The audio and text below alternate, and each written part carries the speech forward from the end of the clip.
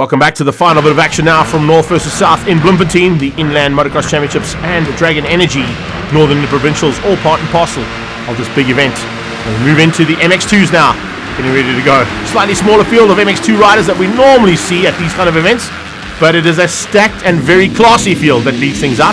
Cam Deroe getting the whole shot there by the looks of things. Somebody running on the inside of that spear whole shot turn. But everybody seems to have got through there and everybody has stayed upright. So Cam Deroe trying to open up a bit of a margin there for KZN. And they're going to try and take on the likes of Dalton Fenter, Deegan Bloomfield, Arnu Simon, Stav Orland in the house as well. Not quite sure what province Stav Orland is representing because he doesn't come from here. He comes from Uganda. But needless to say, he'll be into the mix here and loving life in this MX2 category. His good friend John O'Mlimi hasn't made it out this time out, so it's a bit of a fight on here for the rest of the usual contenders. And some pitballs already going out to warn the riders that they need to start upping their game right from the word go and getting the pace. And that pace is going to be hot in this category, that's for sure. Ali Drennan also into the mix there. Mark Cardi on the 24 bike looking for a chance to squeeze through there. And just get up to the top end of this field. But he's got Stav Orland to contend with here today, as well as Deegan Bloomfield and, of course, Dalton Fenter. Dalton Fenter already up into what looks like second place. Yes, he's into second place and he's followed very closely there by the looks of things. Coming through the field rapidly from the start is the charge from the number 14. And I can tell you there's some big action there as well expected from Arnu Simon. Arnu Simon out on his machine.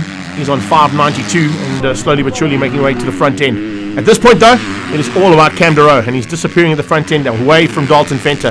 There's not really an answer there coming from Dalton Fenter. And there's a bit of pressure eventually coming out of Stav Orland. Orland slowly but surely closing in and looking to catch and get past on the man. And looks like he might have done. No, not yet. He's right there though. Look at how tight it is there between those riders as they come through this big turn. And Carty in the mix too. Behind that, 7 by Jaden Proctor. Good start there from Proctor. Looking just behind, you can see a bit of a fight on there between Bloomfield as he comes through the field as well. Deegan starting to use that international experience he's had from a couple of events in the United States of America. He's definitely come back on a huge high and into the 250 class for the first time.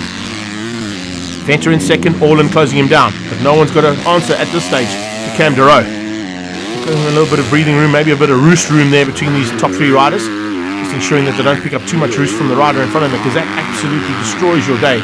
Start picking up those rocks and stones being thrown in your face and onto your chest guards if you are wearing them. Some of these riders don't wear chest guards even, and they start to feel the effects of a full day, that's for sure, after a couple of laps behind a rider who's just picking up roost. You can see Stav using a slightly different line there to stay out of the roost that Fenter is picking up from the back end of his machine. Fight on for the top 3 here, great one. Clear goggles is important, vision is important.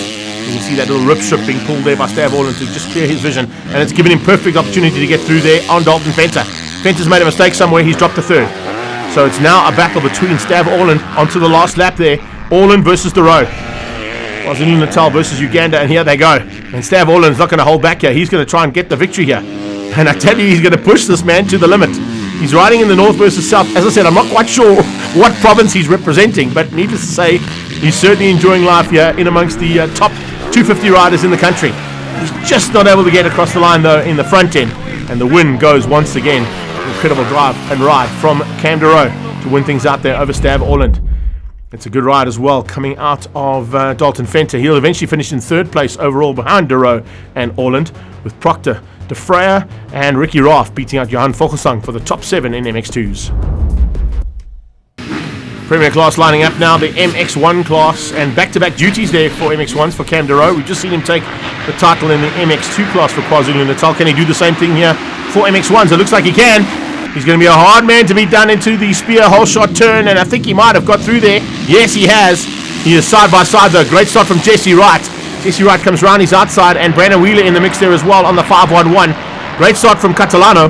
Adriano Catalano into that top 6 fight, and you can see just how hard it is. Look at that. There's 6 riders. They 5 by 5 as they come across that finish jump for the first time to complete that first half of the lap. Getting into the second half now through the Dragon Energy turn.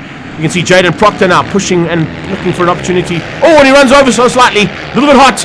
And right out the end of the berm. So Proctor makes a huge mistake there. Blows out the berm, goes right over the top of it, and they're now falling right to the back of the field. So Jaden Proctor's day just started off really badly. This man's day continues to be good. He hangs on to the front end of MX1s as he was doing in MX2s earlier on. He's got Jesse Wright very up close and personal for some attention, and slowly but surely starting to come into the mix there is Ty Taylor. Ty Taylor on the 187 for the Hooligan Racing team, looking for a chance to get there too. And look out for maneuvers coming through the field as well from Anu Simon and Kieran Fitzgerald. This is going to be a fantastic start here. Jesse Wright, and into that mix you can see, is that the 19 bike? It looks like it might be. Erhard Birkus also starting to come into the play. Birkus has had a fantastic season, so any one of these top contenders could come through there and spoil the day for Dero. But I think Cam has got other plans.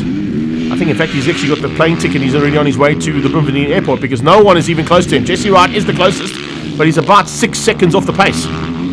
Third place coming through there. And you can see it's not going to be an easy day in the saddle at all there, but Dean Wheeler is into the mix there too, possibly for what is going to be third place here in heat number 1 of MX1s.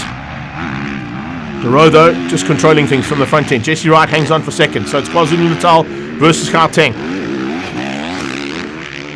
It's Gauteng, it's 2 and 3 there for them, so good championship points there for them. Vogelsang in the mix as well. I thought I might see him come through for the whole shot. Johan is always good out of the gates, and possibly a man to contend with into the whole shot corner. But he was outgunned today, and he's now into a fight for what is about 6th, 7th and 8th place on track. Take nothing away from Vogelsang. He's a very, very fast man on the motocross bike. Not as quick as this man or this man today. Cam Dero and Jesse Wright are maintaining the front end, and Dero takes the victory. And he's a happy man. That is going to be a superb day's racing for him. Double wins in MX1 and double wins in the MX2 category as well for him. Perfect day in the saddle for Cam Dero. Beats out Jesse Wright and Mark Carty. Arnie Simon in 4th beats out Dean Wheeler. Dirk van der Westhuizen and Vogelsang back up into the top 7 again.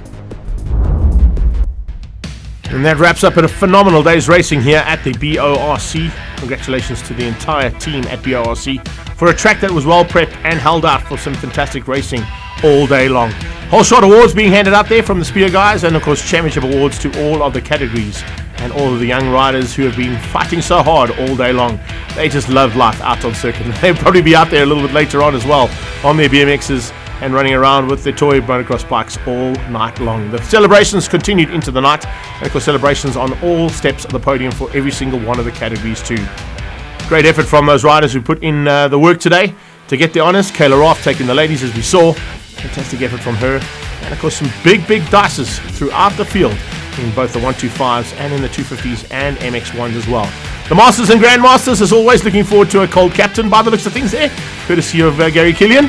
And they'll be looking forward to continuing that fight in the championship to the end of the season. It's not done yet in the Inland Motocross Championships or in the Dragon Energy Northern Provincials. KwaZulu-Natal racked up MX2s and MX1s there with Cam Dero on the top step. Looking forward to more of the same. But now, importantly, Derek Peake is going to ask who won overall. Who do you think it was? Yes, once again, back-to-back titles. It goes to Gauteng, and Adriana Catalano accepts the trophy for the North versus South title for 2022.